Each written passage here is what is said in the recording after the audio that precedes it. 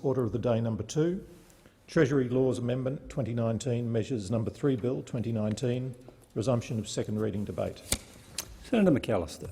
Thanks very much, Mr Acting Deputy President. I rise to speak to the Treasury Laws Amendment 2019, Measures number 3 Bill 2019. Labor will be supporting this bill. There are 3 schedules to the bill, and in turn these address matters relating to testamentary trusts, deferral of education and training standards for existing financial advisors, and make miscellaneous amendments as part of the routine process of updating provisions and correcting errors. Schedule 1 to the bill implements a 2018-19 budget measure and closes a loophole that allows testamentary trusts of deceased estates to be used for tax evasion purposes. It is designed to ensure the tax concessions available to minors in relation to income from a testamentary trust only apply in respect of income generated from assets of the deceased estate that are transferred to the testamentary trust or the proceeds of the disposal or investment of those assets. In effect, the law as it stands means that testamentary trusts can be used as a vehicle to minimise tax because income other than that resulting from a deceased estate can be transferred into them. Under present circumstances, the income minors receive from testamentary trusts is taxed at adult marginal rates, which access the $18,200 tax-free threshold. Some taxpayers, therefore, are able to appropriately obtain the benefits of this lower tax rate by injecting assets unrelated to the deceased estate into the testamentary trust. The government wants to close this loophole and we fully support it. The effect of Schedule 1 is that income from testamentary trusts will be limited to income derived from the assets that are transferred from deceased estate or the proceeds of the disposal or the investment of those assets, and this is appropriate. But nobody should be under any illusion that this is a substantial reform. As the 2018-19 budget said, and I quote, "The measure was estimated to have a small, unquantifiable gain to revenue over the forward estimates period." We shouldn't count on this measure to direct rivers of gold into the Treasury at any time soon. And if the government wants to be taken seriously, and this is a very big if, then it should bring some serious proposals in relation to tax avoidance into this chamber. Schedule 2 to the bill amends the Corporations Act to defer the transitional timeframes for existing providers to comply with the education and training standards requiring completion of an approved degree and equivalent qualification and the standard requiring the passing of an approved exam. The transitional timeframe for the approved degree or equivalent qualification will be deferred by 2 years to the 1st of January 2026. The transitional timeframe for the approved exam will be deferred by 1 year to the 1st of January 2022. These are unfortunate but necessary amendments. They arise from the government's mishandling of the professional standards for financial advisor reforms. In March 2017, reforms were introduced into the Corporations Act by the Corporations Amendment, Professional Standards of Financial Advisors, to raise the education, training and ethical standards of financial advisors. These reforms passed the Parliament with bipartisan support over 3 years ago. They set new standards for financial advisors. They are intended to progressively come into effect from the 1st of January 2019. However, the body appointed by the government, the Financial Advisor Standards and Ethics Authority, was extremely slow to set the standards. And as a result, financial advisors have been placed in the very difficult position of being asked to comply with the standards and complete exams at incredibly short notice. And the government's decision to defer the educational and exam requirements is now appropriate, but it should have been entirely unnecessary. It is only the result, and exclusively the result, of the implementation failures of the government. So, regrettably, we are in a position where we support a deferral to the deadlines. We understand that it is necessary. But when the Parliament passes legislation, it has every expectation that it will be implemented by the executive within the timeframes in the legislation. And it is a terrible failing by this government, a failure that has placed impossible pressures on financial advisors to comply with the new standards, that sees the Senate placed in this position. Senator Patrick. Thank you, Mr Acting Deputy President. I rise to speak in support of the Treasury Laws Amendment 2019 Measures number 3 Bill. Centre Alliance fully supports the provisions in the bill, and I won't repeat the purpose of the bill. Senator McAllister has done a fantastic job articulating what the bill seeks to achieve. However, I will be moving an amendment in the committee stage, and I do want to just talk to that amendment now. My amendment will rid the Federal Register of Legislation of a perverse provision in the Corporations Act that exempts some large proprietary companies from not having to lodge financial reports, which includes financial statements and directors' declarations to ASIC. Senator Billick. Thank you, Mr Acting Deputy President. This is an omnibus bill which makes a number of minor changes to laws relating to taxation, superannuation, corporations and credit. One of the key provisions in the bill is the change to tax concessions available to minors from a testimony trust. The measure in the bill I would like to focus my attention on in this second reading speech is an amendment to the Corporations Act which defers the education and training standards for existing financial advisors. The transitional timeframe for an approved degree or equivalent qualification will be deferred by 2 years to the 1st of January 2026, and the transitional timeframe for the passing of an approved exam will be deferred by 1 year to the 1st of January 2022. In a nutshell, this is the deferral of the implementation of the Financial Advisor Standards and Ethics Authority, or FASEA, reforms. Labor has offered bipartisan support for these reforms, and we also support this amendment. But the deferral of the FASEA reforms is only necessary because of the absolute shambles this government has made of them. It's almost 11 years since the parliamentary inquiry into financial products and services handed down its report, 8 years since the Future of Financial Advice, or FOFA, reforms, 5 years since the government's announcement of the FASEA reforms, 3 years since the establishment of the authority, and 18 months since the new requirements commenced. The government has had plenty of time to get this right, yet their revolving doors of leaders, finance ministers, treasurers and assistant treasurers hasn't helped the process. Neither has FASEA going through 3 different CEOs in the first 18 months.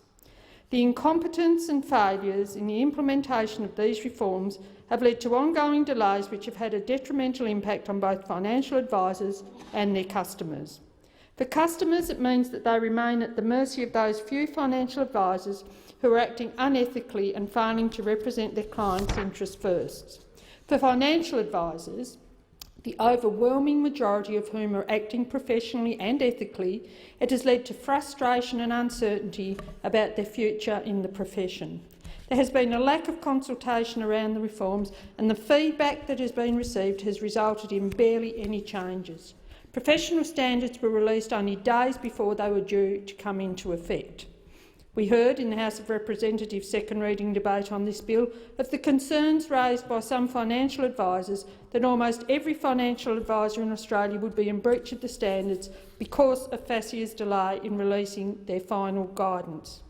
Remember that it was as late as mid-October last year when the Treasurer announced in a media release that a code of ethics would be released and all financial advisors would be required to adhere to it by the 1st of January 2020.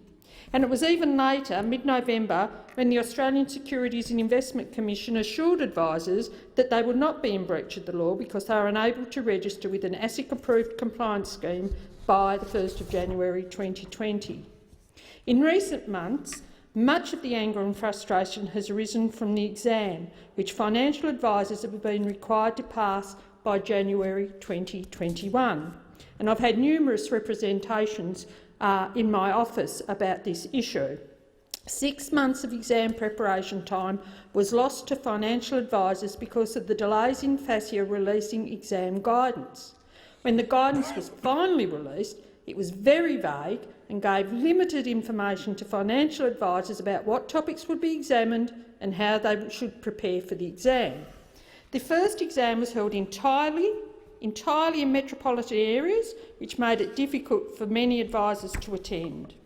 And one of the key problems that has been raised with me by financial advisors in relation to the exam is the lack of feedback on exam performance.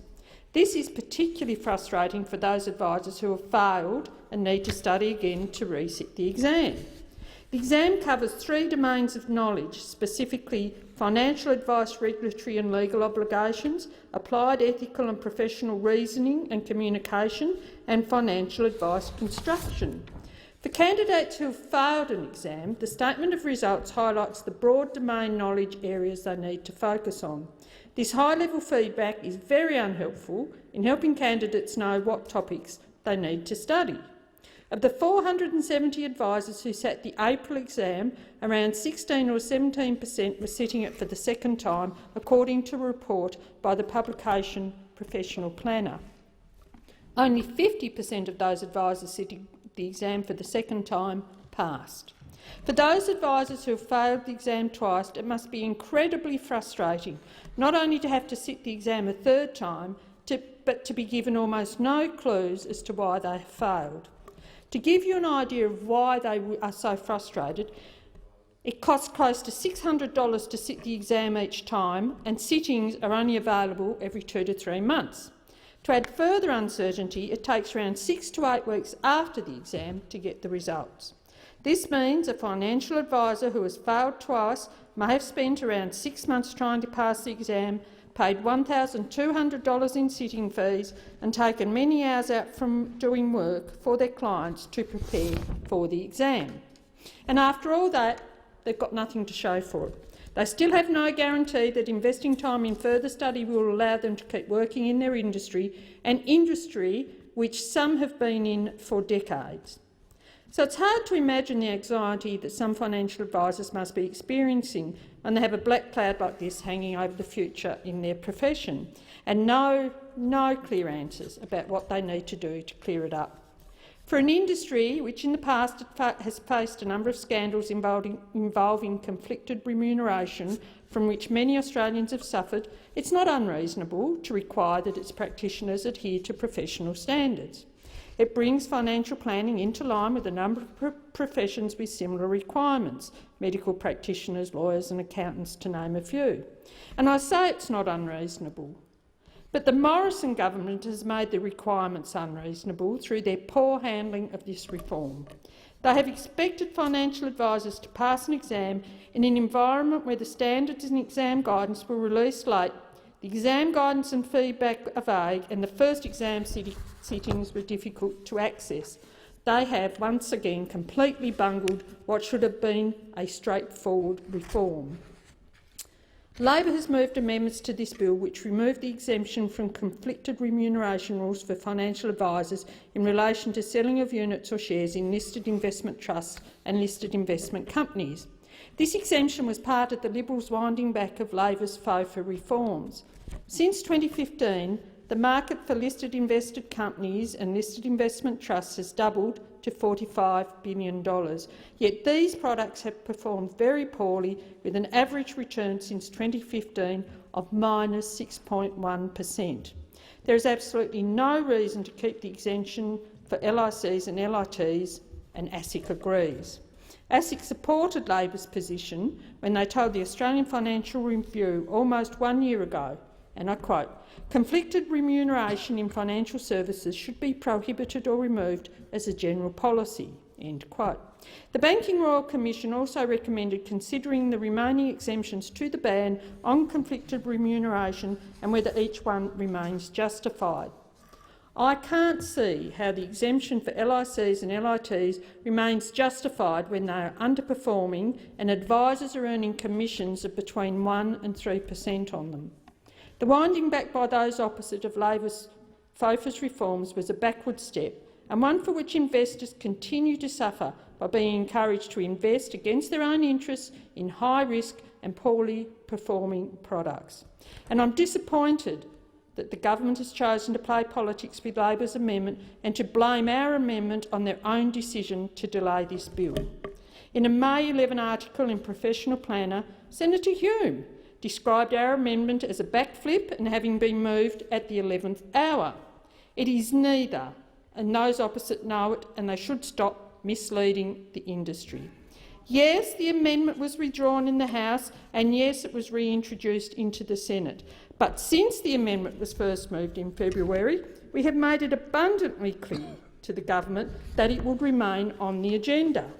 I'll happily agree with the government that the industry have a right to be angry about this delay, but any anger they express should be directed squarely at the government.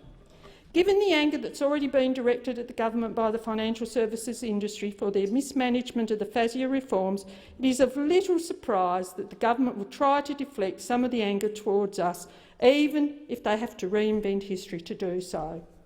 But rather than play political games, the government should be directing their energy towards giving the industry certainty.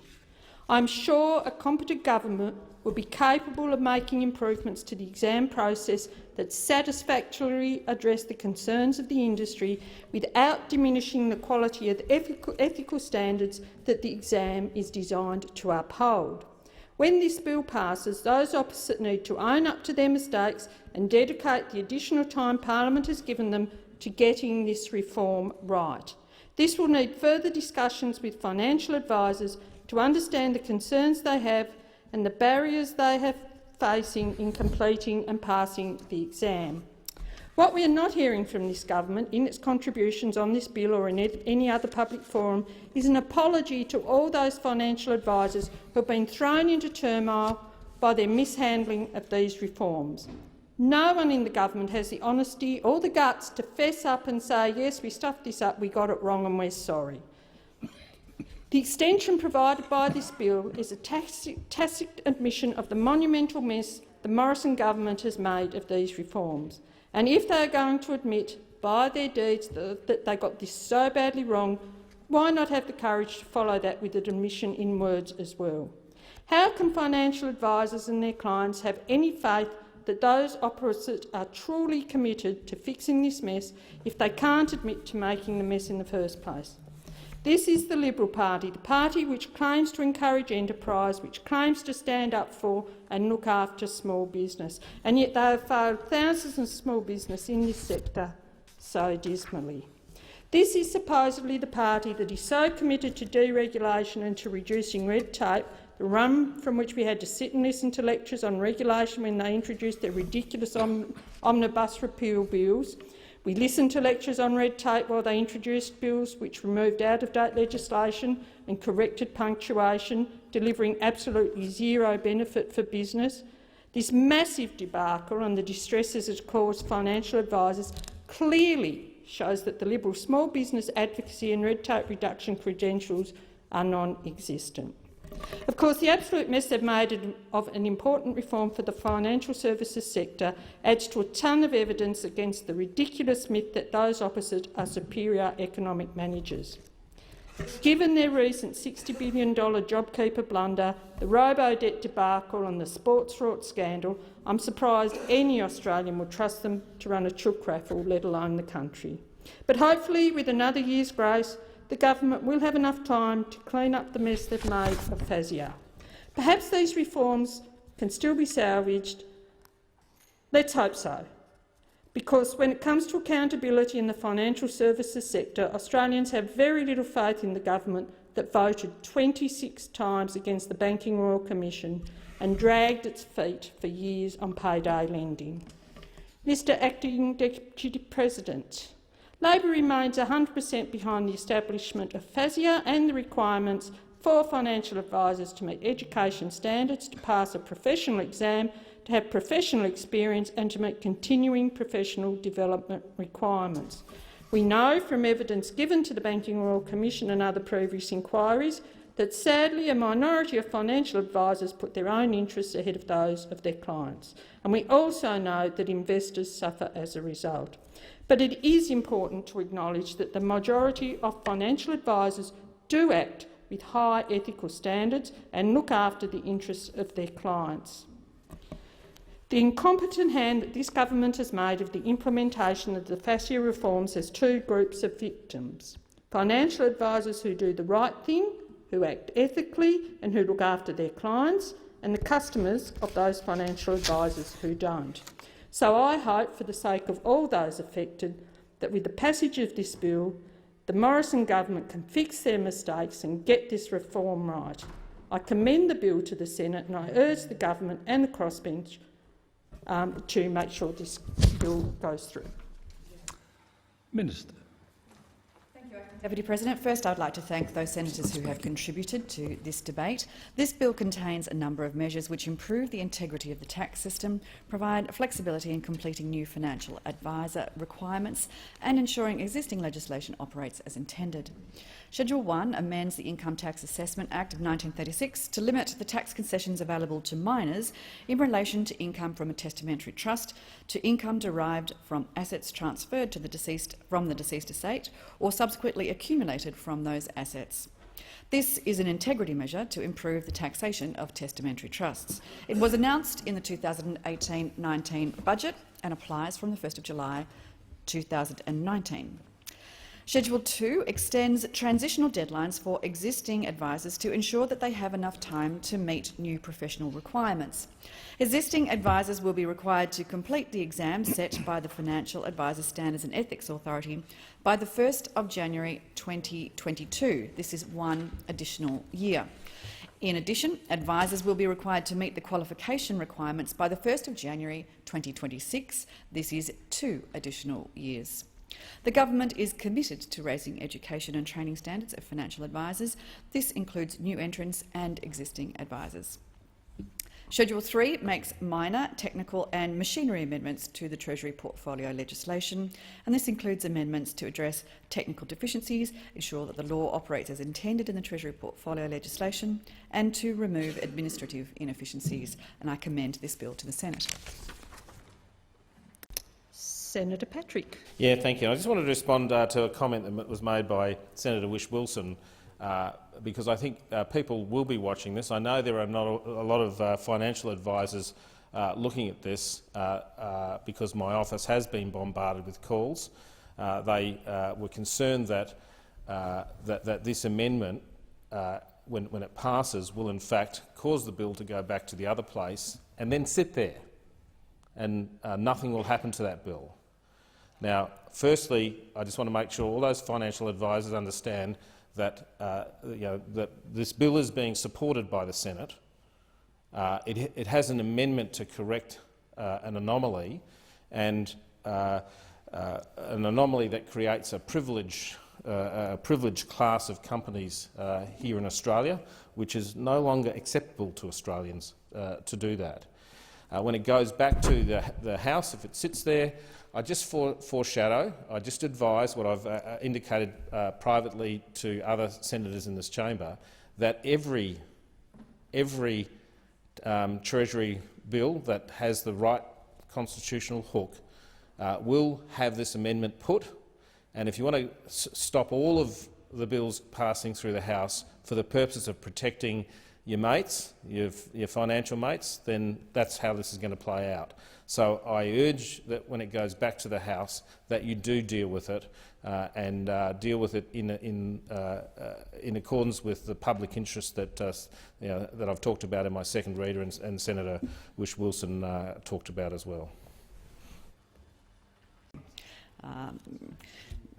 It's very frustrating to see this bill that has been around for some time used for hobby horse issues from across the chamber, whether they be Centre Alliance, whether they be Labor or whether they be the Greens. We would like to stop playing political games, particularly with the lives of financial advisors to whom we seem to give nothing but banal platitudes of support, and let's let financial advisors have sufficient time to meet the government's new important standards.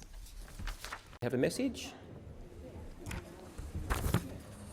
I've received a message from the House of Representatives returning the Treasury Laws Amendment 2019 Measures No. 3 Bill 2019 and inform the Senate that the House insists on disagreeing to the amendments made and insisted on by the Senate. Senator Cormann.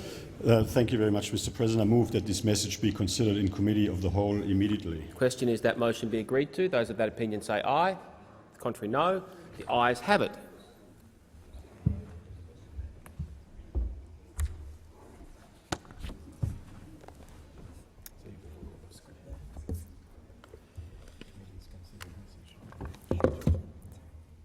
The committee is considering message number 221 from the House of Representatives relating to the Treasury Laws Amendment 2019 Measures number 3 Bill of 2019. Minister. Thank you very much, Chair. I move that the committee does not further insist on its amendments to which the House of Representatives has disagreed. Senator Patrick. Thank you, Chair. I just want to indicate that it's my understanding that we will not insist in this instance for this amendment to be attached to this bill because there is an urgent need for financial advisors to be relieved in terms of their requirements for professional qualifications. However, I will indicate to the chamber that the crossbench, the Greens and the Labor Party are quite determined to deal with this particular issue. We have a regime in the Federal Register of Legislation whereby 1,119 companies have the ability or are excluded from not having to lodge annual reports to ASIC. That creates the potential for aggressive tax minimisation through opaqueness. It has to go. We cannot have a privileged class of companies in Australia where there's one rule for certain companies with certain owners and another rule for all other companies. Okay, so the question is that the motion is moved. Oh, sorry, Senator Roberts. I just want to say that One Nation will be supporting what Senator Patrick just said in the future. We will be right behind him because we see this bill, this amendment, as very, very important for the country. Thank you, Senator Roberts. So the question is that the motion is moved by the minister be agreed to. Oh, beg your pardon. Sorry, Senator Whish-Wilson. Quickly, Deputy President wanted to add that the Greens will be supporting this amendment. As we said yesterday and last week, we've put similar amendments up to Treasury bills in previous years. It's a really important issue. We've yet to have a statement from the minister as to why this is good public policy. Indeed, the government has been remiss in providing any information as to why this archaic grandfathering arrangement is still in place. Great grandfathering arrangement, as Senator Patrick's now calling it. Although I wouldn't say there's much great about it. Transparency should be in our genes. It's absolutely critical for us to take any legislative or regulatory action against tax evasion. Transparency is critical, so there's no reason that this over 20-year-old clause should still exist, and this chamber has the opportunity to remove it, and I urge all senators to support the amended bill. If there are no more speakers, I intend to put the motion. So the question is that the motion is moved by the minister be agreed to. Those of that opinion say aye. Against? I believe the ayes have it. Division required. Ring the bells for 4 minutes.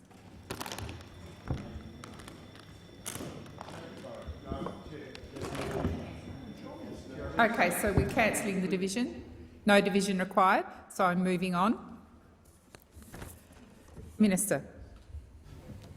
What? So the question is that the motion. Well, hang on. So what happened? I move that the resolution be reported. So the question is that the motion is moved by the minister be agreed to. Those of that opinion say aye. Against? I believe the ayes have it. The committee has considered message number 221 from the House of Representatives relating to the Treasury Laws Amendment 2019 Measures number 3 Bill and has resolved not to insist on the amendments made by the Senate to which the House has disagreed. Minister. Thank you very much. I move that the report of the committee be adopted.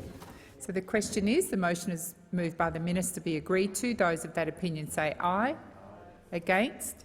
I believe the ayes have it. I call the